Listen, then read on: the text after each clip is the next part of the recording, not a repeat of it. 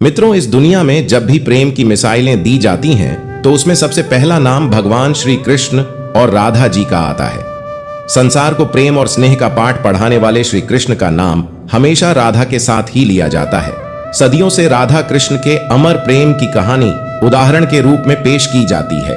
राधा श्री कृष्ण के प्रेम को जीवात्मा और परमात्मा का मिलन कहा जाता है। धार्मिक ग्रंथों के मुताबिक श्री कृष्ण को अपार प्रेम का प्रतीक माना जाता है और पुराणों के अनुसार ऐसा माना जाता है कि श्री कृष्ण की 16,108 रानियां थीं, जिनमें से रुक्मणी और सत्यभामा उनकी सबसे प्रिय रानियां थीं। इसके अलावा यह भी बताया जाता है कि श्री कृष्ण अपने बचपन में गोपियों के साथ गोकुल में रास लीलाएं किया करते थे, जिनकी कहानियां आज भी सबसे ज्यादा मशहूर है।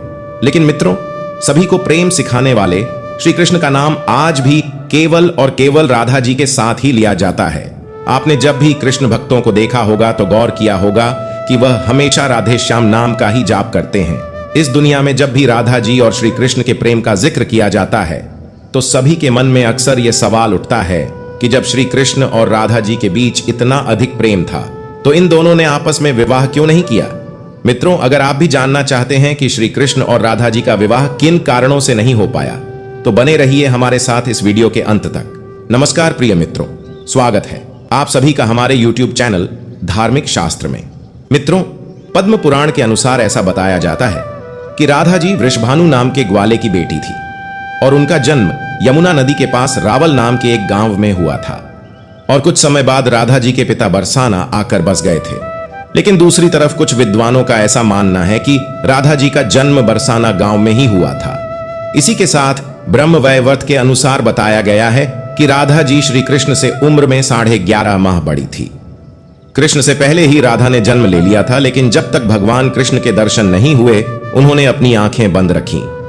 प्रिय मित्रों, जब श्री कृष्ण बांसुरी बजाते थे तो उनकी बांसुरी सुनकर राधा जी दीवानी हो जाती थी और बेसुध होकर नाचने लगती थी। मान्यता है कि जब राधा कृष्ण बालपन में मिले थे तभी उन्हें अपने प्रेम का आभास हो गया था। श्री कृष्ण राधा से प्रेम करने लगे। दोनों एक दूसरे से विवाह भी करना चाहते थे। जब यह बात राधा के घर वालों को पता चली तो उन्होंने राधा को घर में कैद कर दिया। वह लोग राधा और कृष्ण के विवाह से इसलिए भी खिलाफ थे क्योंकि राधा का विवाह कहीं और तय हो गया था। लेकिन जब श्री कृष्ण जी को यह बात पता चली कि राधा जी के घर वालों ने उनका घर से निकलना तक बंद कर दिया है तो उन्होंने यह बात यशोदा माता को बताई और वह राधा जी से विवाह करने की जिद करने लगे। लेकिन लाख कोशिश करने के बावजूद भी श्री कृष्ण माता यशोदा को नहीं मना पाए और माता यशोदा ने श्री कृष्ण को यह कहकर टाल दिया कि एक तरफ तो राधा जी उनसे उम्र में बड़ी है और दूसरी तरफ उनका विवाह भी पहले से तय हो चुका है। यशोदा माता ने जब यह बात नंद महाराज को बताई तो उन्होंने भी श्री कृष्ण को बहुत समझाया और राधा जी से विवाह न करने की सलाह दी। लेकिन इतना समझाने के बावजूद भी जब श्री कृष्ण राधा जी से विवाह करने की जिद नहीं छोड़ रहे थे तब यशोदा माता और नंद महाराज श्री कृष्ण को आर्षि गर्ग के पास ले गए। गर्ग राजर्षि ने कृष्ण को समझाया कि तुम्हारा जन्म किसी खास लक्ष्य के लिए हुआ है।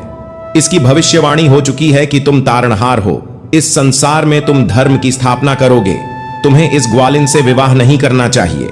तुम्हारा एक खास लक्ष्य है। तब श्री कृष्ण कहते हैं कि मुझे नहीं बनना तारणहार। मैं तो अपने गायों, ग्वालिनों और इन नदी पहाड़ों के बीच ही रहकर प्रसन्न और आनंदित हूं। और यदि मुझे धर्म की स्थापना करनी है तो क्या मैं इस अधर्म के साथ शुरुआत करूं कि जो मुझे चाहती है और जिसे मैं प्रेम करता हूं उसे छोड़ दूं? यह तो न्याय नहीं है। गर्ग मुनि हर तरह से समझाते हैं लेकिन श्री कृष्ण नहीं समझते हैं। तब गर्ग मुनि उन्हें एकांत में यह रहस्य बता देते हैं कि तुम यशोदा और नंद के पुत्र नहीं बल्कि देवकी और वसुदेव के पुत्र हो और तुम्हारे माता पिता को कंस ने कारागार में डाल रखा है। यह सुनकर श्री कृष्ण कुछ भी कहने की स्थिति में नहीं रहे और फिर उन्होंने कहा, कृपया मेरे बारे में और कुछ बताइए। तब गर्ग मुनि ने कहा कि नारद ने तुम्हें पहचान लिया है और तुमने अपने सभी गुणों को प्रकट कर दिया है। तुम्हारे लक्षण इस ओर संकेत करते हैं कि तुम ही वह महापुरुष हो जिसके बारे में आर्षि मुनि चर्चा करते हुए आ रहे हैं। यह सुनकर श्री कृष्ण चुपचाप उठे और गोवर्धन पर्वत की सबसे ऊंची चोटी पर जाकर अकेले आकाश को देखने लगे। बस वे वहीं दिन भर रहे और सूर्यास्त के समय ज्ञान को उपलब्ध हो गए। वहीं से उनकी दशा और दिशा बदल गई। तभी से श्री कृष्ण और राधा जी के बीच दूरियां पैदा होने लगीं। कुछ समय बाद श्री कृष्ण जब और बड़े हुए तो उन्हें कंस के बुलाने पर वृंदावन छोड़कर मथुरा जाना पड़ा। कहा जाता है कि जब श्री कृष्ण वृंदावन छोड़कर मथुरा जा रहे थे तो वे चुपके से राधा जी के घर उनसे मिलने पहुंचे थे और उनसे बिना कुछ कहे ही उन्हें अपनी बांसुरी तोहफे में दे दी थी। इसके कुछ समय बाद ही श्री कृष्ण बड़े भाई बलराम जी के साथ वृंदावन को छोड़कर मथुरा की ओर रवाना हुए। उन्होंने राधा से वादा किया था कि वह वापस लौटेंगे, लेकिन वह कभी वापस नहीं आए और न ही राधा जी के मथुरा या द्वारका जाने का जिक्र मिलता है। श्री कृष्ण के मथुरा जाने के बाद राधा जी उनकी याद में फूट फूट कर रोया करती थी और फिर इसके बाद राधा जी ने अपने माता पिता की इच्छा अनुसार विवाह कर लिया और अपनी एक अलग दुनिया बसा ली। विवाह के बाद राधा जी को जब भी श्री कृष्ण की याद आती तो वो उनकी बांसुरी बजाकर उनकी यादों में लीन हो जाया करती थी। एक मत यह भी है कि राधा रानी ने ही श्री कृष्ण से विवाह के लिए मना किया था। राधा यशोदा पुत्र कान्हा से प्रेम करती थी, लेकिन जब वह मथुरा गए तो राधा रानी खुद को महलों के जीवन के लिए उपयुक्त नहीं मानती थीं। लोग चाहते थे कि श्री कृष्ण एक राजकुमारी से विवाह करें, इसलिए राधा ने श्री कृष्ण से विवाह न करने की ठान ली। यह भी कहा जाता है कि राधा को महसूस हो चुका था कि श्री कृष्ण भगवान का अवतार है और वह खुद को एक भक्त मानने लगी थी। राधा श्री कृष्ण की भक्ति में लीन हो चुकी थी और वह भगवान से विवाह नहीं कर सकती थी। एक कारण यह भी बताया जाता है कि श्री कृष्ण का राधा से विवाह न करना मनुष्यों को प्रेम की असली परिभाषा से परिचित कराना था। कहा जाता है कि एक बार देवी राधा ने कान्हा से पूछा कि वह उनसे विवाह क्यों नहीं करना चाहते। इस पर श्री कृष्ण ने कहा कि कोई अपनी आत्मा से विवाह करता है क्या? कृष्ण राधा को खुद से अलग नहीं बल्कि अपना ही अस्तित्व मानते थे। वह मनुष्यों को यह सीख देना चाहते थे कि प्रेम भौतिक संबंध नहीं बल्कि आध्यात्मिक प्रकृति है। प्रेम और विवाह एक दूसरे से अलग नहीं है। जैसे राधा कृष्ण बिना विवाह किए भी सदियों से एक ही हैं। जहां कृष्ण का नाम है वहां राधा का स्मरण जरूर होता है। श्री कृष्ण और राधा का विवाह न होने की एक कथा और भी प्रचलित है। ब्रह्मवैवर्त पुराण के अनुसार श्री कृष्ण की प्रिय राधा उनके साथ गोलोक में वास करती थी। एक बार राधा जी श्री कृष्ण का इंतजार कर रही थी। काफी देर इंतजार करने के बाद जब श्री कृष्ण वहां पर नहीं आए तो राधा जी क्रोधित हो गई और वह श्री कृष्ण को खोजने निकल पड़ी। तभी रास्ते में उन्हें श्रीदामा मिले। उन्होंने श्रीदामा से कृष्ण का पता पूछा तो श्रीदामा ने राधा जी को क्रोधित देखकर उनसे झूठ बोल दिया कि श्री कृष्ण तो आपसे ही मिलने गए हुए हैं।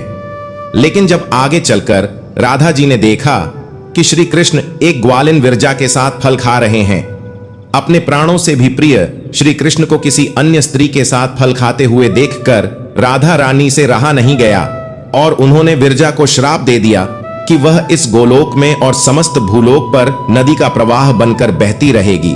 राधा के श्राप के कारण विरजा नदी का रूप लेकर वहां से अंतर्ध्यान हो गई और श्रीदामा के झूठ बोलने पर राधा और भी ज्यादा क्रोधित हो गई और उन्होंने श्रीदामा को यह श्राप दिया कि वे अगले जन्म में राक्षस कुल में जन्म लेंगे।